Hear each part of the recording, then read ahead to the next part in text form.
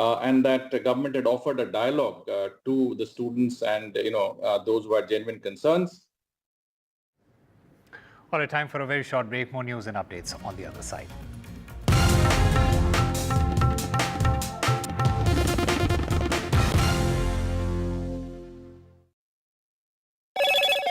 Hello, Moto. Motorola, India's best 5G smartphone brand.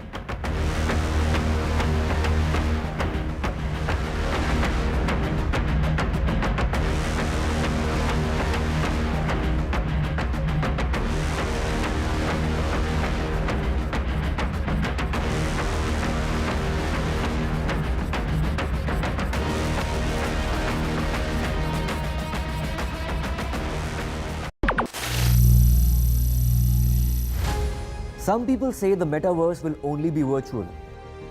One day this lecture hall will be made of code, and driverless cars would be trapped in intersections. But even in this maze of the future, you can't wish away health. It's time to become more resilient.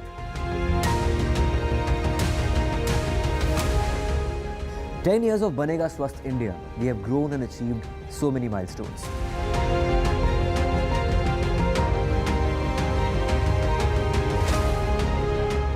And now I have a plan to beat the urgency, to stop breathing with difficulty, to relieve getting choked with inactivity."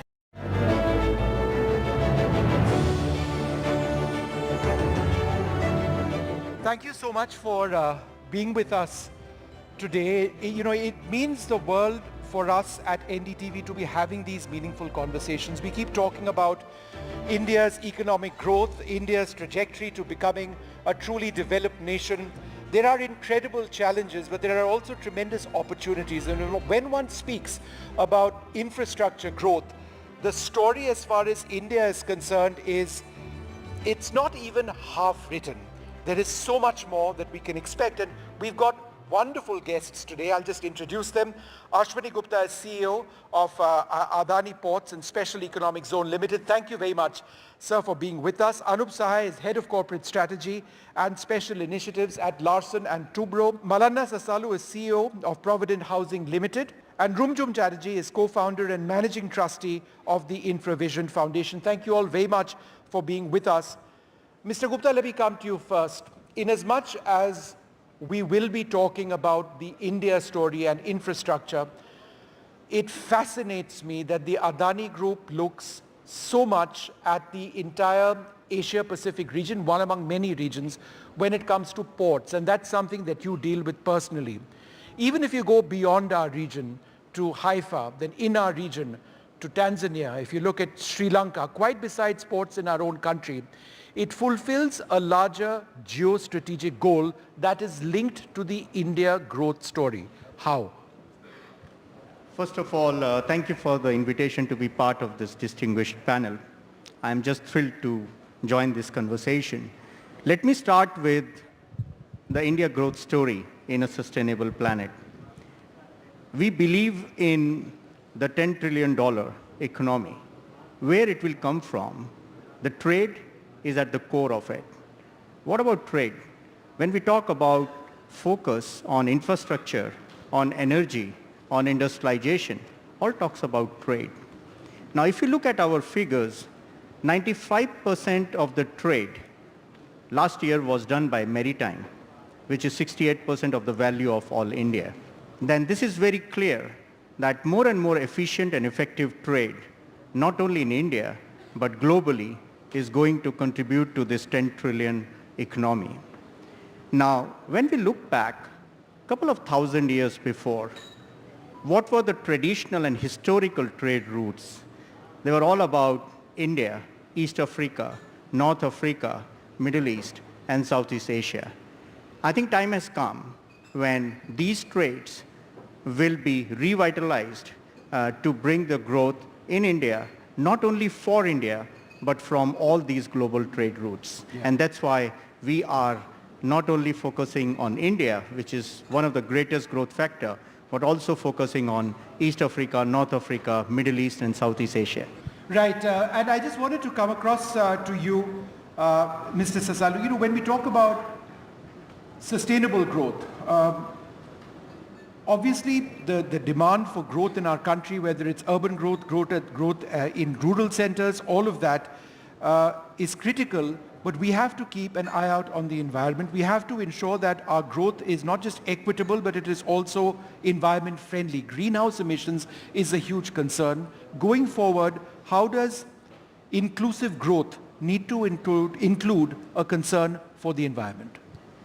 Thank you very much for this opportunity to be here and sharing my thoughts on this subject and with eminent panelists here. With regards to your question regarding the sustainable growth and equitable growth, what we have, if I may use the word messed up, what we have messed up in the last 100 years cannot be reversed in 5 years or 6 years because the economies in the world cannot sustain such kind of investment. More equitable is when we are able to educate people and when the larger organizations which are there are going to be moving towards the sustainable initiatives and also taking the entire population along with that and making sure they understand their role in this massive transformation that the world needs is probably the way the world should be going ahead. You know, it is often a cliche that when one looks at infrastructure, one looks at buildings and ports and airports and highways, etc. But, you know, Rumjung, when we had a conversation, a chat before we started this program, you pointed out the need to speak about social infrastructure because it's not just enough to have structures. It's important to focus on education, healthcare, water. Could you tell us about how this needs to be a key part of 2047? Vishnu, I think we've made significant progress in terms of core infrastructure sectors in the last few years, and we're very proud of that. And that has come about because of large investments that have gone in, private sector has been involved, that has led to quality infrastructure at scale and of course, you know, world-class infrastructure. However, India is such a diverse and large country. There is a lot of effort that we now need to put into looking at how we can galvanize the social sectors as well, the social infra sectors, with those kind of initiatives that we have actually been successful for core. So there are opportunities in the social sectors where we believe that we need to focus attention so that the developing country has got challenges that need to be addressed. I agree that today what we are seeing is that those local challenges are being addressed by local solutions as well. When we look at scaling up and sustaining that, then I think there are much more efforts that will be required. Yeah. And you know, Mr. Sahai, at one level what we are talking about are concepts and ideas and things which fulfill a certain need. But Larsen & Toubro has done a great deal of work when it comes to actually realizing inclusive infrastructure growth, sustainable infrastructure growth. Could you give us a few examples of how that has been the case? So there is something I would like to talk about, which is what we do in the rural areas, in the farming community, which is we have taken up 9 sites across the country, and these are sort of water-stressed areas which have been deprived of water for long periods of time. Not completely arid, they do get rainfall, but very sparse. So we have identified these rural areas, each of them around, say, 3,500 to 4,000 hectares. And we have worked with the local communities over there. The first task is to see how we can improve the water resources and availability in these regions. And a number of measures are taken out with the involvement of the local people, the farmers over there, setting up councils and communities amongst them so that they can carry on the work after we have left. So things like farm bunding, trench cutting at higher levels in the watershed area, which has an effect 2 to 3 kilometers downstream of that place in terms of raising the water level in the wells and the ponds. And activities like that which have helped raise the water level or the water table in the wells and in the ponds which the farmers access for their livelihood, for farming and cultivation. And they have seen the difference these things have made. And after we leave also, so they carry on the work. They understand the meaning now of what it means to maintain those trench cuts at elevated levels and to repair it as and when required. So how to do this at scale can be a challenge, which is something that can be taken up. We are not the only corporates, I must say. There are other corporates also doing similar kinds of things. But certainly there is an opportunity and there is a need to scale it up at a much bigger level across the country. Mr. Gupta, earlier we'd focused on the Asia-Pacific region in terms of ports, the Indian Ocean region. Let's talk about India itself, because the India story as far as ports is concerned is so critical for our economic growth. I was reading some numbers, and this is what the Minister of Shipping and Ports said. Our present capacity in millions of tons per annum is 2,600 MTPA. By 2047, the goal, I think, is 10,000 million tons per annum. So two questions over here. What is the climate strategy as India expands port capacity? And secondly, what are the economic implications of reaching that 10,000 MPTA mark? I would say India growth story in a sustainable planet. We do believe in this 10,000 million metric ton per annum capacity as announced by Honorable Minister. Why? If you look at India GDP, we talk about 6 to 7%. Maybe it may go higher. But when we look at the trade growth, it could be much higher than the GDP. And if we do my mathematics, it comes to be 9 to 10% to reach that 10,000 million metric ton by 2047. So if we focus on GDP growth, if we focus on trade growth, that is going to happen, which is 10,000 million metric ton. And in line with that, we ourselves also preparing the capacities. For example, in next 5 years, we will double our sales to 1 billion. Now, what is also very important that we do the growth in a sustainable way. Sustainable way means what? And I think I fully appreciate what you said. Sometimes we overuse the sustainability word. In my language, sustainability is something that you should hand over this planet to your grandchildren as your grandfather did to your father. That's what is the definition of sustainability, despite of exponential growth, despite of capacity creation and so on. So what is most important in this sector is the end-to-end renewable energy.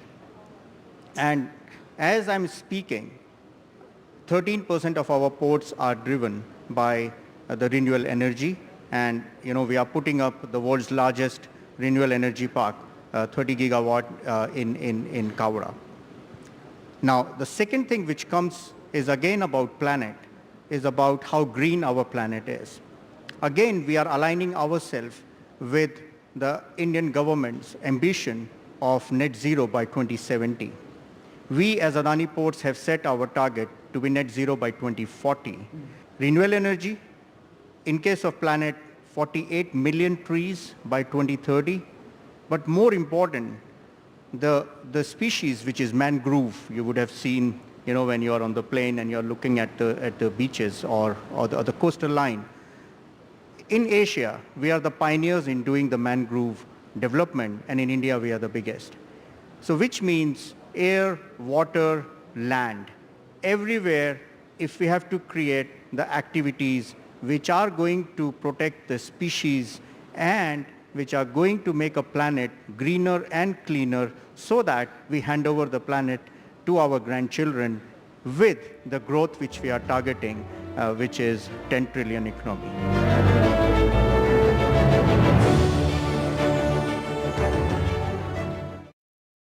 Presented. Hello and welcome to India Sense, where I speak with global opinion makers. The United States has made a strategic decision over the last 20 years to move closer to India. So a $7 trillion economy seems a perfectly conceivable number. If you want to be a national party, it's that you sort of accept the way the world is rather than want to endlessly hark back to how it was. Modi is promoting the digitization of the economy, which is accelerating growth in the country. Get ready for the ride of your life. NDTV brings you the NDTV Auto Show with me, Mugdha Mishra. From the fastest supercars to the sleekest new energy vehicles to your trusted daily ride, we cover it all. every Saturday at 10:30 a.m. and Sunday at 8:30 p.m. only on NDTV 24/7. Your next great escape starts here. The biggest democratic exercise in the world. Team NDTV covers it from ground zero. BJP really had to fight a tough election this time. Unprecedented exercise. Unmatched coverage. There is no dispute. जनता को decide करना है. From polling to counting, NDTV brought you the most trustworthy news and updates.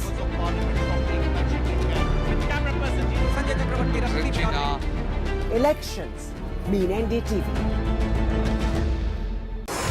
NDTV proudly upholds its legacy of trust and credibility. According to the prestigious Reuters Institute's Digital News Report 2024, NDTV is the top-most news platform in the country.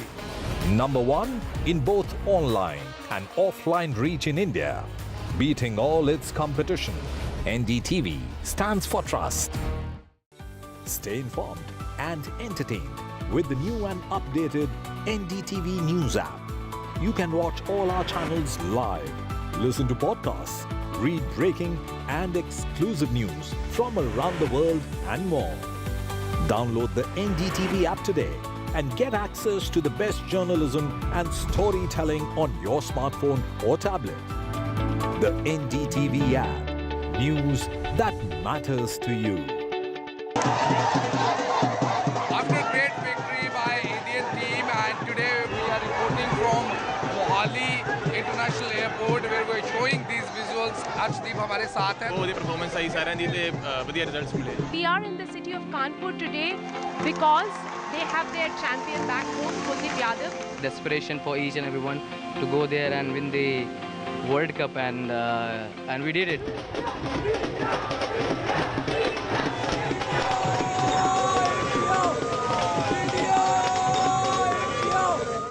Stay informed and entertained with the new and updated NDTV News app. You can watch all our channels live, listen to podcasts, read breaking and exclusive news from around the world and more. Download the NDTV app today and get access to the best journalism.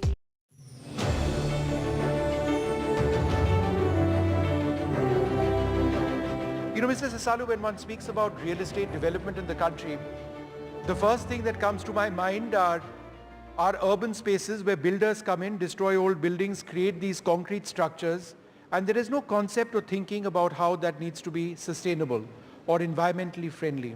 Now, that's obviously something that cannot be the way forward. It's not an option. It's just something that has to be done. How?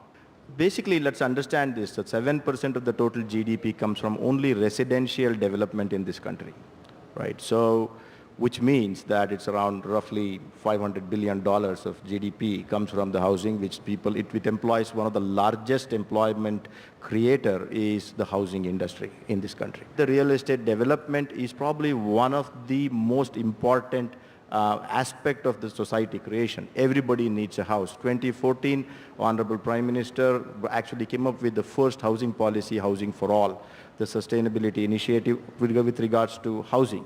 That Housing for All and Pradhan Mantri Awas Yojana was brought in, and several private people also participated in it, and also there is a government initiative which put so many people, homeless people, into homes across the country. With regards to us ruining the real estate developers, ruining the environment, let's understand that we operate under the guidance of what we call the master plans that have been created in all the cities. Our powers do not go beyond those 5 acres or 15 acres or whatever it is. There is no way that we can go to a public road and say, I'm going to improve this road. By touching that road means that you have actually broken a rule or two. So it is just that within that infrastructure that is provided is where we participate.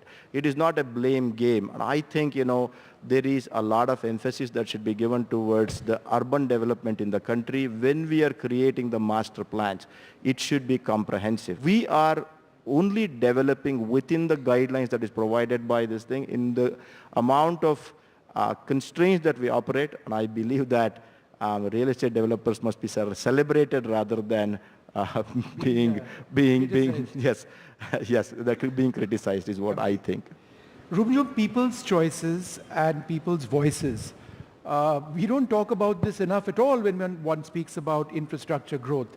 And the reason it is important to have inclusive growth is because we aren't one homogeneous society. We are a deeply heterogeneous society.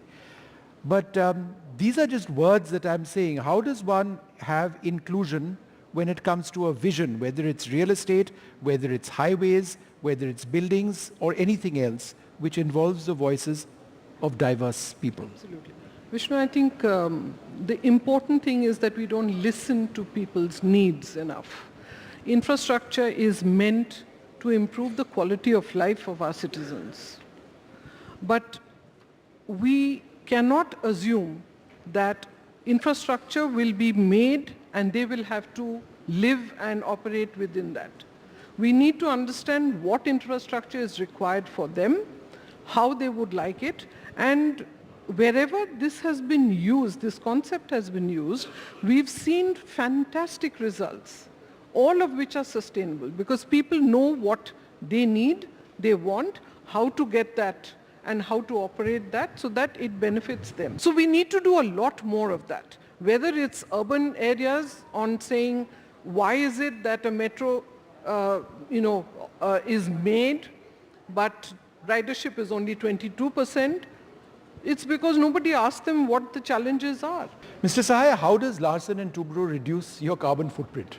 So the big challenge for us is how to reduce the carbon footprint from these construction sites.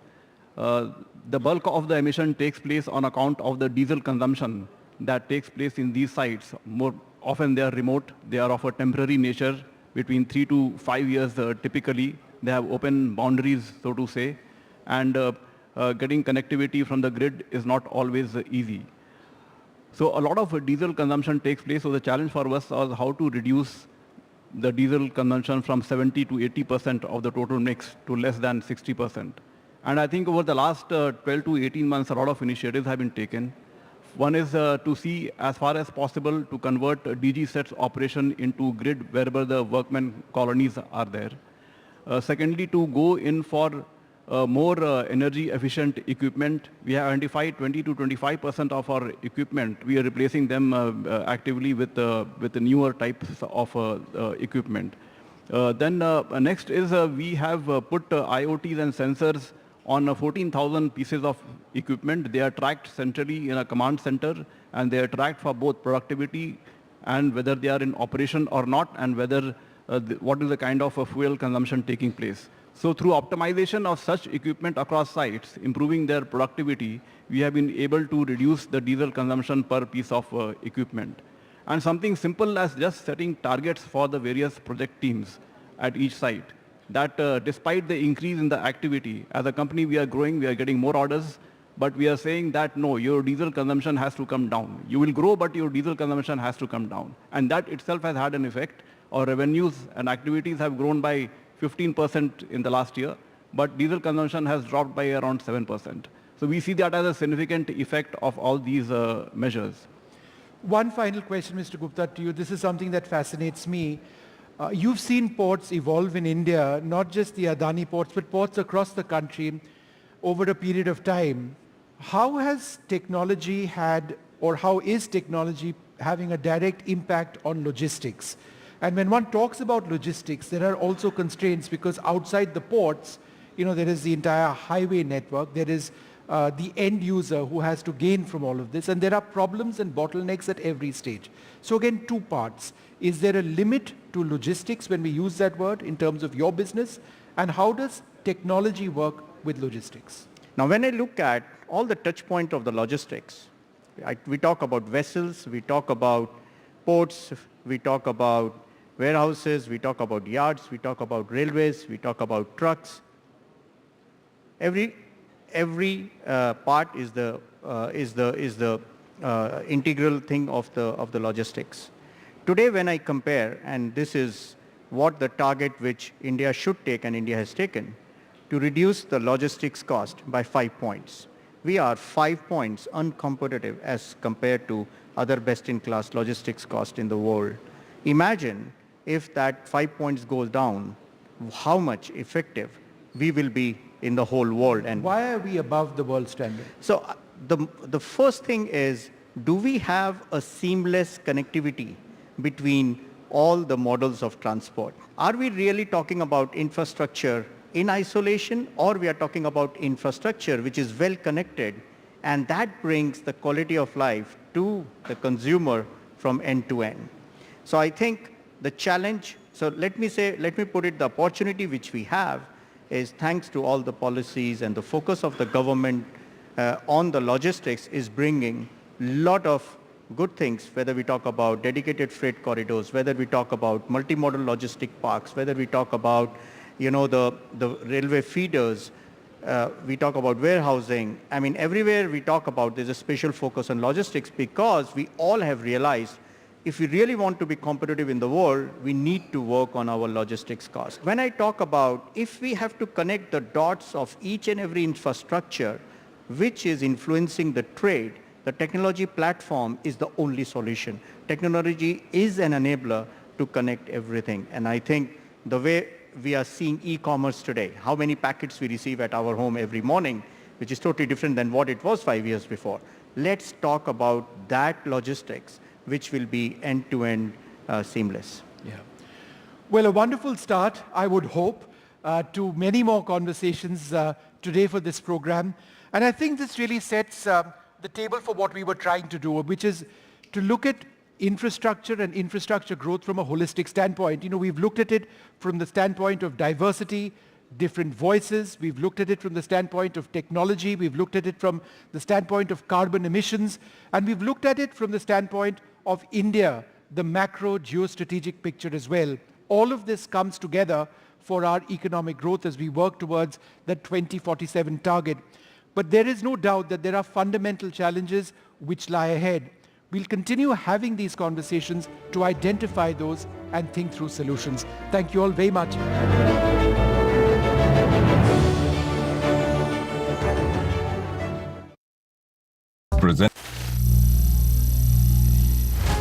Some people say the metaverse will only be virtual.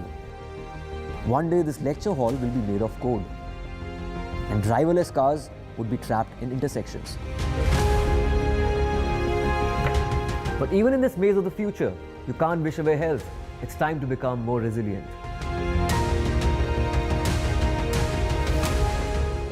"10 years of Banega Swasth India, we have grown and achieved so many milestones.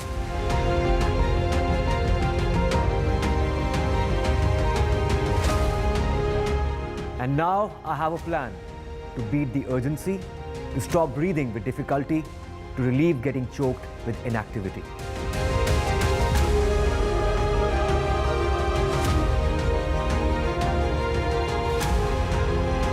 Energize our government, our environment, our society, and ourselves. Everyone, everywhere, every day.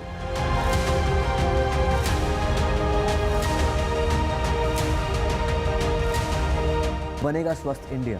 One world hygiene.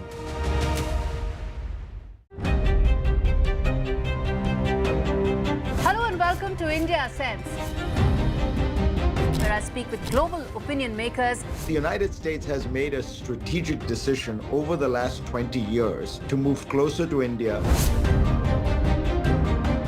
So a $7 trillion economy seems a perfectly conceivable number. If you want to be a national party, it's that you sort of accept the way the world is rather than want to endlessly hark back to how it was. Modi is promoting the digitization of the economy, which is accelerating growth in the country. Get ready for the ride of your life. NDTV brings you the NDTV Auto Show with me, Mugdha Mishra. From the fastest supercars to the sleekest new energy vehicles to your trusted daily ride, we cover it all. Every Saturday at 10:30 a.m. and Sunday at 8:30 p.m. only on NDTV 24/7. Your next great escape starts here. The biggest democratic exercise in the world. Team NDTV covers it from ground zero. BJP really had to fight a tough election this time. Unprecedented exercise. Unmatched coverage. There is no dispute. जनता को decide करना है. From polling to counting, NDTV brought you the most trustworthy news and updates.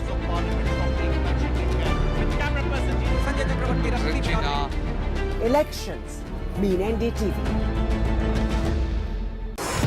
NDTV proudly upholds its legacy of trust and credibility. According to the prestigious Reuters Institute's Digital News Report 2024, NDTV is the topmost news platform in the country. Number one in both online and offline reach in India. Beating all its competition, NDTV stands for trust. Stay informed and entertained with the new and updated NDTV News app.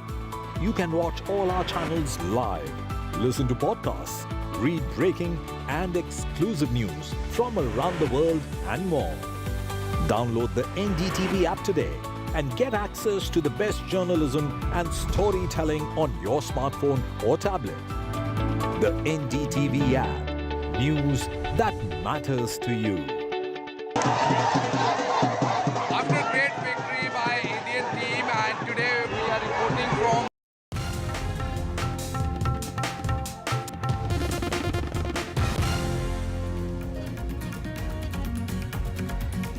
The Aam Aadmi Party promises a Delhi model in poll-bound Haryana. Sunita Kejriwal announces the Aam Aadmi Party's poll guarantees. The party promises free electricity, education and health in the state. The Army Chief visits terror-struck Jammu. Army Chief's crucial security review meet after a series of terror attacks. This as additional troops have been rushed in after the spate of terror attacks. The Karnataka government mulls tax on OTT subscription fees and cinema tickets. The Congress government proposes a 2% entertainment cess. Curfew across Bangladesh amid violent protests. Nearly 800 Indian students leave Bangladesh. India says it's in touch with over 4,000 trapped students. Nearly 105 people dead in unrest over Bangladesh job reservation row.